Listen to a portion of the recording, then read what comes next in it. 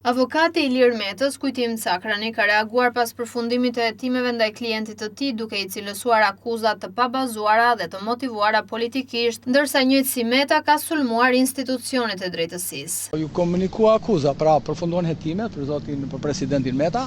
dhe ju komunikua akuza dhe tashmë jemi në këtë fazë procedurale dhe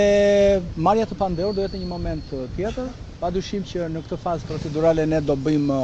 kërkimet tona, që do të thotë që do pyetet, do kërkojmë të kryen disa veprime procedurale dhe pasi të lexojmë mirë materialin që është prej 192 faqesh, që besoj se ju 165 I keni, pra të materialin e parë, nuk ka patur ndonjë ndryshim nga ai materiali që është paraqitur që është kërkuar masa e sigurimit personal dhe jemi në këtë pikë. Padyshim që kishte qëndrim sepse akuzat nuk qëndrojnë. I ka thënë ato janë shpjeguar madje edhe gjatë fazës hetimore, por edhe kur ai është marrë në pyetje dhe padyshim që ai pretendon dhe është saktë që këto hetime përfunduan pikërisht pas zgjedhjeve dhe kanë përfunduar në momentin që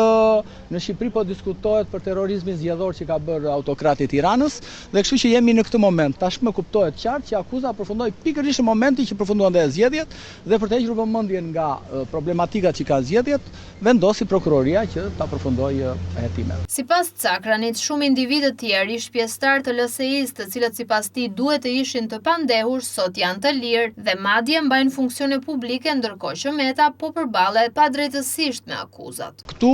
persona të cilët duhet ishin të pandehur realisht janë dëshmitar. Dhe ky është I problemi I madh, por për cilën që ne do ta diskutojmë në të ardhmen, pasi shumë persona të tjerë që ju I dini shumë mirë, që kanë qenë dhe pjesë po deshët ju e Partisë Lëvizja Socialiste për Integrim, të cilët duhet ishin realisht të pandehur dhe jo zoti Meta, sot janë të lirë, madje ushtrojnë dhe funksione publike po deshët dhe kjo është arsyeja. Tani emrat do t'i vijë një moment që ne do t'i bëjmë publike, pa diskutim, po pasi të lexojmë materialin, të cilin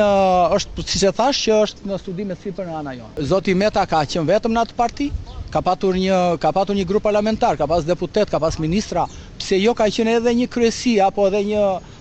funksionar të lartë në atë parti, të cilët kanë përgjegjësi direkte për sa I përket të lobimeve, për sa I përket njohjeve, për sa I përket pagesave po deshët ju, prandaj që kjo është një çështje e montuar padyshim politikisht dhe do të kuptoni diçka se ju nuk e keni kuptuar akoma. Në autokraci nuk ka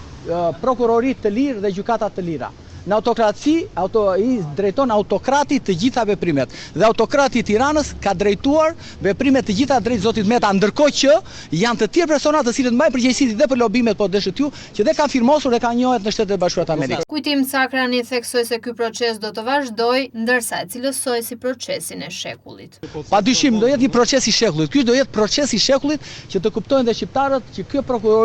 kjo prokurori po ka bërë inkuizicion ndaj presidentit të Republikës dhe kjo gjykat vendos çfarë kërkon prokuroria.